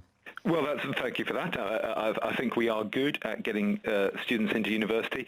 I think all good schools are good at that. I mean, the problem about this research, and Madeleine Atkins said this when she reported on that, is what we do with it. I mean, it certainly is true that for a limited cohort of students, those around about CCC grades at A-level, there are students at independent schools who do better than you might expect at A-level and less well than you might expect at the university. One might ask oneself, what is university getting wrong there? Why do they do so well at school and not so well at university? But actually at the top end, at sort of AAA, AAB, there's very little difference according to what type of school you went to. And really the message I think that comes out of this research, which is interesting research, is that attainment is king. You know, what you get at A-level is a very good predictor of what you will get at university. Oh, is it? Well, Professor Les Ebden, is it a fair indicator of how bright you are, or is it an indicator of what sort of school you've been to? Well, there is clear evidence in this study, which is a very large one, that there is an effect of school type. And universities are going to look at this data very carefully because universities want to find the most talented students. They're on the lookout for outstanding potential wherever it is found. And this suggests that we can find it in some areas where people have not participated strongly in higher education before. So you're suggesting that they could somehow bias the figures to those from the state sector and say, well, your results are not quite so good, but nevertheless. I mean, is that what you're suggesting? Well, some universities use this information in making admission decisions. Universities are independent and autonomous organisations, and they make their own decisions about that. And there clearly is some evidence here to support them in doing that. And we say, provided what you do is fair and it's transparent and it's based on evidence, then that's acceptable as far as we're concerned in terms of fair access. But we think the biggest thing that universities can do is to reach out to groups of students who don't traditionally go to university and to work with them in long-term sustained outreach activity to raise participation in higher education. Chris, do you worry? I mean, obviously your priority is to make sure that those at your school get on with their academic lives, but do you worry about the way the differences with the state sector and this dreadful feeling that if you pay, you can pay your child to get into university? No, not really. I think Les is absolutely right. I mean, what universities should be doing is reaching out to people who might not otherwise come to university. I mean, journalists love the school divide thing and the idea that, you know, David Cameron went to Eton and so on and so forth. Of course, what we have always said is that the state school independent school divide is a very crude divide. It's not very helpful. There are lots of different types of state school and there are lots of different types of independent school. We want universities to reach out to all pupils. And by the way, vice-chancellors have told us privately since this hefty data has been released the other day that what worries them is not particularly school type. It's really things like ethnicity and gender where, I think they're quite rightly worried that there's a very persistent gap between the kind of participation in higher education. Can you just explain that figure? Very briefly explain what gender?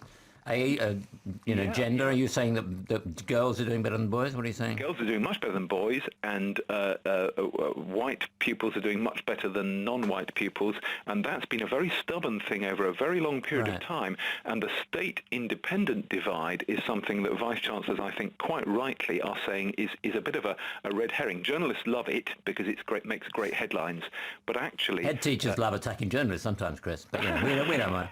Never. Chris Ramsey, thank you, and Professor Les Ebden. Well, we'll get the view of Rachel Wenston, Vice President for Higher Education at the NUS. Rachel, good evening to you. Good evening. So what about Chris's last remark then? What do you think about that? I'm really pleased actually that people are talking today about the issue of black and minority ethnic attainment, which is 20% down on white attainment when they have the same grades at A-level. That's really important. But I do want to go back to a point that Chris made around bias. And the fact that, he's making that point that the media often talk about state schools and independent schools in order to somehow give state school pupils a bias. There is huge educational disadvantage in this country that means that middle-class children do better than working class children in school, and independent schools make that worse. And what this evidence shows is that when those pupils have an opportunity to go into higher education, they do better than those children in independent schools, as good as or better. What do you, as you look around you then, are you seeing, let's be honest about this, do you encounter, or have you in the past encountered, a lot of dim people who happen to have been privately educated and have wound up at university? I'm not sure it's an issue of being dim. I think it's an issue of having the resources, having parents that are there who are pushing you, having access to extracurricular activities, to tutors and so on.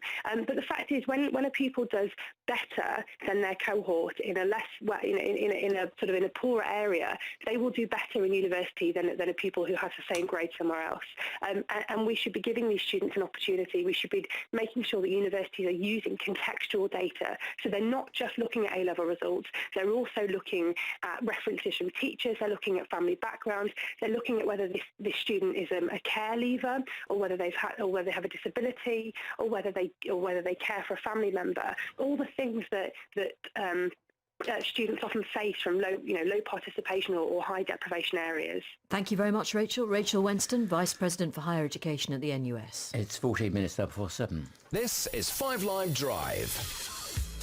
And the headlines this evening: a ship is heading for an area of the Indian Ocean where planes have spotted debris which may be linked to the missing Malaysian airliner. Police in Gwent say they're not looking for anybody else in connection with the death of 19-year-old Nida Nasir from Newport. And Dave Lee Travis now faces another charge of indecent assault. Amy with the travel. Thanks, Jane. The M4 westbound in Swansea is slow because of an accident. The vehicles themselves have been pushed onto the hard shoulder, but traffic's still slow past the scene, 44 to 45. Monmouthshire, stop-start traffic for 7 miles now on the M4 westbound between 23A at Magor Services and 23 at Malpass Road. Just seems to be rush hour congestion. No accidents or incidents reported along that stretch. M6 northbound in the West Midlands, one lane is blocked by an accident between 6 at Spaghetti Junction, 7 at Great Bar, and then once you get a little bit beyond that, 10 at Wolverhampton to 9 at Wednesbury is also heavy because of an earlier accident, although all lanes have reopened. M42 northbound lane 4 is closed in the 4-lane section between 3A at Shirley and at 4, and we've got problems still in Greater Manchester. A lorry overturned earlier this afternoon at junction 3 on the Mancunian Way, that's the A627M for Rochdale where it meets the M62. Congestion's back round to junction 2 at Middleton. Amy Clues, 5 Live Travel. Weekdays from 4 on 5 Live. 5 Live Drive. Usually I'm coming home from work at that time, so it's on in the car. They are so funny. I always listen, when I go home in the evening. It's a lot less boring than being a traffic jam. It tells me what I want to hear. They don't take any rubbish from people who are actually on there at the end of the day. They ask the questions which matter and which people want to know. It's lively, informative. Their interviewing's very incisive. 5 Live Drive with Peter Allen. His sarcasm does make me laugh, I have to say. And Jane Garvey. Quite informative. She seems to know quite a lot. They do a great job. I like it. It's entertaining. I really enjoy it. They've got a great chemistry together. It tells me what I want to hear. And it's fantastic. 5 Live Drive. With Jane Garvey and Peter Allen. Live news and sport to go home to. Weekdays from 4. 5 Live. Well, that's how it was. I don't know how many years ago that came from. I don't know. Stephen Nolan's on from 10. The programme at the first gay weddings, which take place from midnight. Same-sex couples now allowed to be married. He'll debate the issue. He'll discuss a 5 Live poll where 1 in 5 people said they wouldn't go to a gay wedding if they were invited. You can get the details of that survey on the website. He'll have the latest on the search for Malaysian Airlines flight MH370. He'll have a special interview as 5 Live's 20th anniversary celebrations draw to a close. That's Stephen from 10 on 5. I think everybody will be relieved when they draw to a close, in fairness. But here's another treat coming up for you now. With Peter. Thank you for that build-up on that. On this day 20 years ago, Tony Hall, then Managing Director of News and Current Affairs, said this station would grow in its audience. He said they'd soon wonder how on earth they'd live without it. Well, he's now Director General, of course. He's back at the station and he's been speaking to us. Well, I remember there being great battles about would news people get on with sport people, would sport people get on with news people, and all of that. It was quite clear that was going to happen. But my most vivid memories are of sitting and watching the second hand of the clock go up to 5 o'clock and saying to Jenny Abramsky, the controller, we both said, do you realise when the second hand hits 5, this station is on air forever. Well, so far forever. So anyway. far, no, it'll be forever. And I think what is amazing about 5 Live is people said it couldn't be done. How could you compete with Radio 4?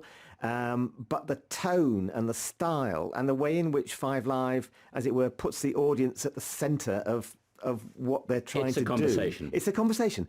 And that is so important. And when I've just been going around today talking to people about 5, you see those ideas being taken forward. So I've just been looking at 5 Live Shorts, which is a brilliant idea, taking the best of 5 Live, putting it online in a very shortened sort of form, looking back but also looking forward. And I think what the thing which I remember from that very early time of 5 Live, when it was Radio 5 becoming Radio 5 Live, was a sense of entrepreneurialism, a sense of we're going to do something different and take things forward. And that's what this station is still about, looking forward. Yeah, and it kind of springs from the people, because I always think management can make their plans. In the end, you put a bunch of people in a room and something comes out. I mean, the tone of 5 Live simply emerged. So now we're in Manchester. I suspect the same thing is going to happen, because inevitably it will have an impact. Truth is, nobody's quite sure, but it would probably turn into a different sort of station. I think it might well. I think it's very interesting talking to the news people here about how a different agenda is coming out on the station because it's in Salford, because it's in the northwest. I think that's really, really good. And so the tone of the station will sort of change. But I think what the BBC has done with 5 Live here, but also broadly with the BBC here, is absolutely fantastic. It's saying to the north, you matter.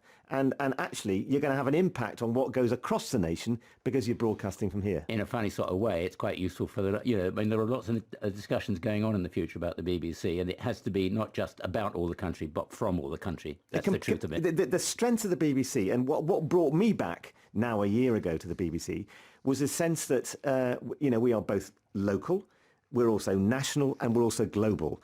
And that is an amazing strength. And when you think that the people that you can bring onto 5 Live, people from this area, people from across the UK, but also you've got the network of correspondents and other people right the way around the globe. That's an amazing strength to the BBC. Yeah.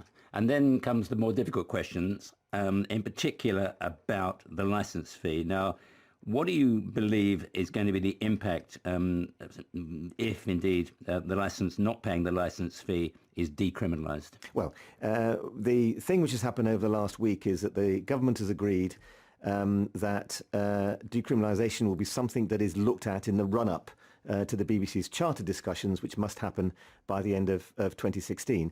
And I'm pleased about that, because I think that's the proper place to have the debate about funding the BBC and the right way to fund the BBC.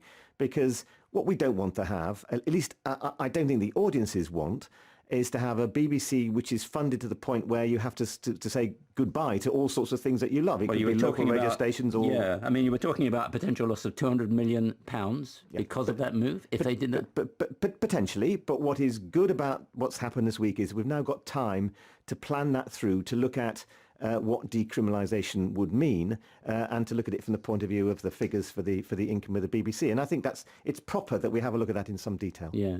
In the end, the licence fee will have to come up for debate again, because I think of it as an outsider, as an anachronism, a glorious anachronism, but somehow it doesn't quite make sense to tax everybody for something which not everybody wants. But the BBC is something which so many people consume. I mean, if you look at the population of this country, almost everybody gets something back from the BBC, and that's the wonderful thing about it.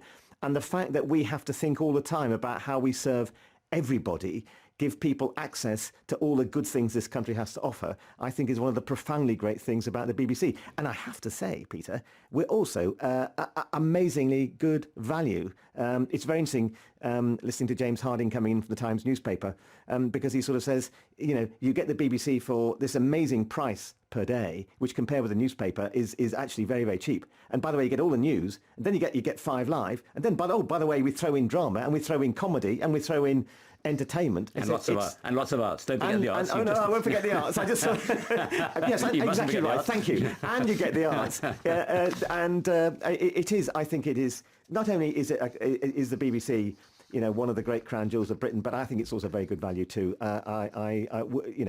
We must never forget that. Tony Hall. Yes. Oh, listen to that music. Yes. one of the most disturbing pieces of music on Let's earth, if you read mean. something racy over it, Jane. OK, this is from Annette, who says, brilliant programme, brilliant station. Oh, yes. Great memories. You're right. Just get off the fence, Annette. The best one is giving birth to my first son, listening to Russell Fuller commentating on a Northern Ireland World Cup qualifier in 2001. Annette, you don't tell us the score. Very disappointing, but in other ways, that was a very good little email. Thank you very much. Happy birthday all my life. I've been an entertainer. The key to success is to make people feel part of the show, and that's what you've succeeded in doing. 20 years of people I like, including in their lives. Thanks. Many happy returns, says Keith. Mike in London says, I've been with 5 Live since the start. I must have the record for the lowest ratio of text sent to text read out. I've sent thousands. One of my funniest memories of Drive was with you two, and one of your nice stories at the end of the show. An elderly chap had found something valuable with his metal detector. He'd obviously given the whole story to your production team, and whenever Peter asked him a question, he sighed and said, well, as I've already said to your people. In the end, he got over it and went into the longest ramble ever about all the things he'd found over the years, and Peter couldn't get a word in edgeways as you hovered ever closer to the 7 o'clock news. Thank you. Mike, thank you. Brilliant programme. Serious when needed. Banter. Awesome. Thank you. Great radio. Funny, serious, interesting. Love it. We have had a lot of text, and a lot of them have welcomed the return of Jane Garvey, and quite right too. Actually, one last one. Like many people, I've listened to 5 Live from the start. Peter is just an old chap. I remember this very well. I thought I was getting on very well with him. I called him mate, and he was furious. Don't you call me mate, he said. Yeah, you do say mate a lot, and I noticed you saying mate a lot on 606. Ah, well, there I was with me, mate. Righty. Oh, with Righty. Righty and I are mates. Officially, right. By popular demand, we thought we'd end up with our aforementioned calamitous barge trip during that infamous camping week in That August. music is still going on. It goes on forever, doesn't remorseless. it? After a while, it's tedious. Could we lose it? I'm No. really fed up with it. Here's our unfortunate barge captain, Jeffrey, trying to fire up the engines.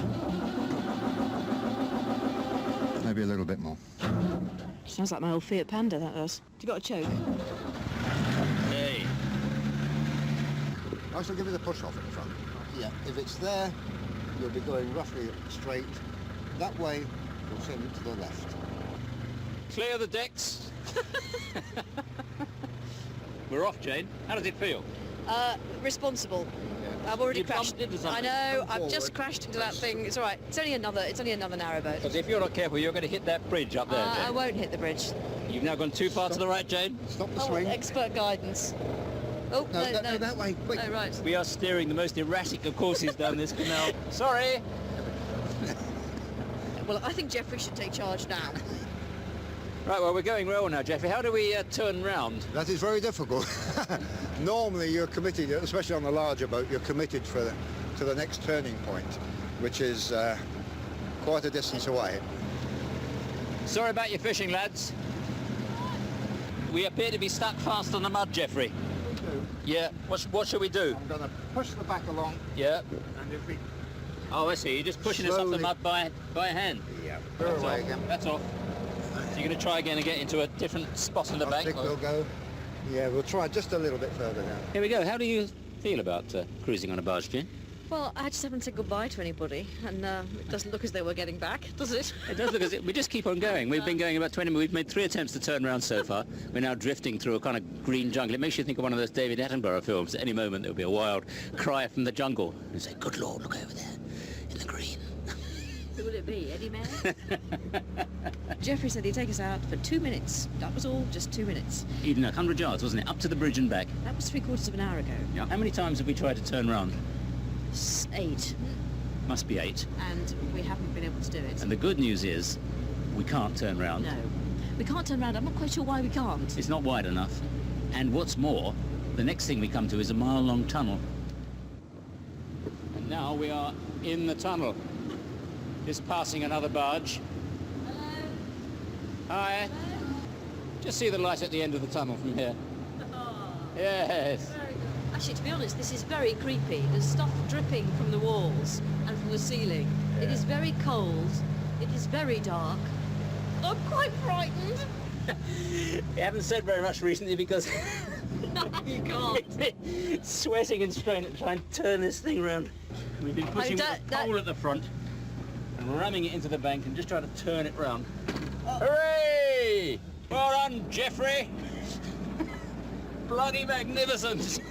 I tell you, part of the joy of that Jane was truly getting quite cross, because you had other things to do, people to see. I've always got a meeting on the go. Even then, there was always something I needed to do. Yeah. And we just drifted hopelessly down that canal. Very amusing. Actually, thank you to whoever found that and played it, and thank you to all of you who've been in touch. As I say, there have been hundreds. They've been largely consistently, to be honest. Enjoying tonight's programme and indeed our efforts over the past years. I'm afraid it is just a one-off, but it's been a real pleasure, Jane. Thank you for your I've had a lot company. of fun, and thanks to everybody who's got in touch, even the abusive ones. I still love them all. Coming up on 5 Live. We're off. We're off. Is it you, Dan? Have a good night. Here you go. Take it away, mate. Thank you very much. We'll try and be as smooth as possible between I now hope and so. 10 o'clock.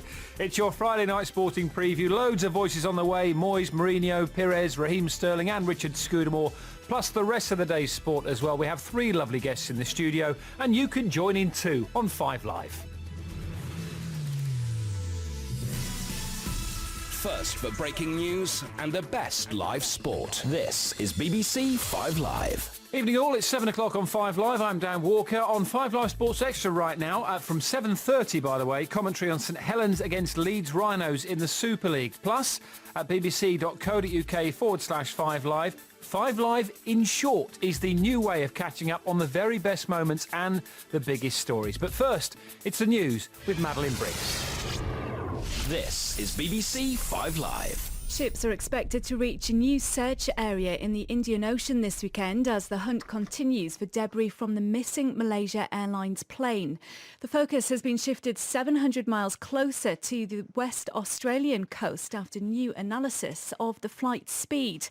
Photographs of objects spotted by search planes in the area today are being scrutinised overnight.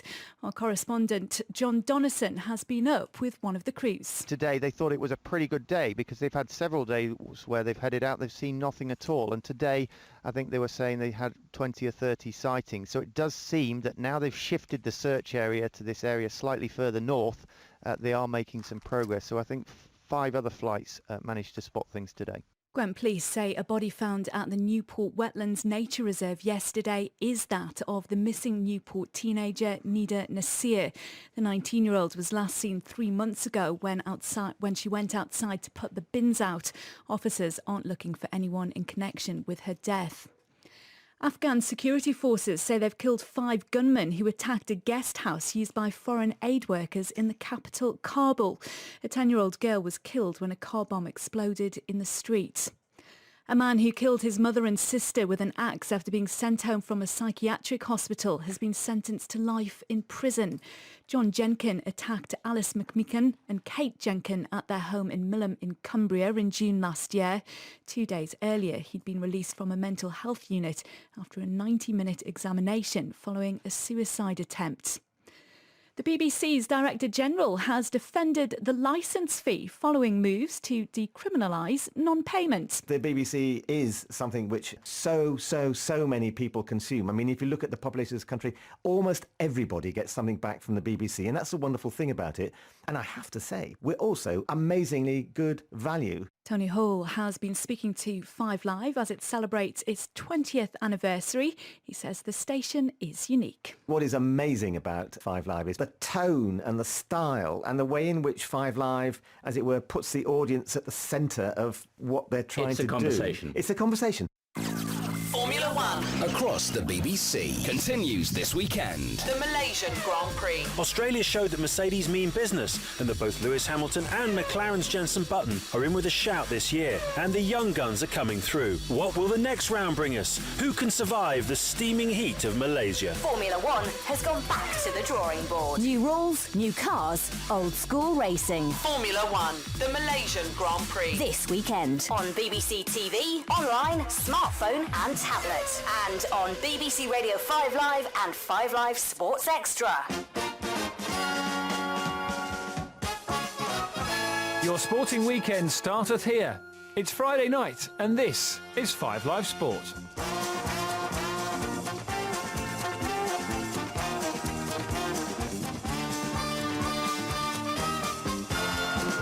Tonight, David Moyes on pressure, perseverance and protesters in planes. I've heard of it, I've heard what they're saying about it, but you know, this is something which it's a long journey here, and this is only the start of the journey. Obviously they're entitled to do that. Robert Pires on what Arsenal need to succeed. English leadership, because when I played for Arsenal, the leadership, he was Tony Adams, Martin Keown. You need the English player with the very good spirit. You'll hear from Raheem Sterling on Liverpool, England and defending himself. I think I've got 8 kids now. Just 8? I think some say 9, some say 8, I don't know. But no, really and truly, I've only got one daughter, but I don't know where it's come from. And the Premier League chief executive says that when it comes to technology, it's the goal line and no further. I was absolutely convinced that goal line technology was the right thing to do because it was a factual decision. It starts to get much harder in terms of the flow of the game. I just think we've got to be very careful about what you wish for. Whoa, all that coming up, loads to cram in. If this show was a sandwich, it'd be one of those massive ones you get in a New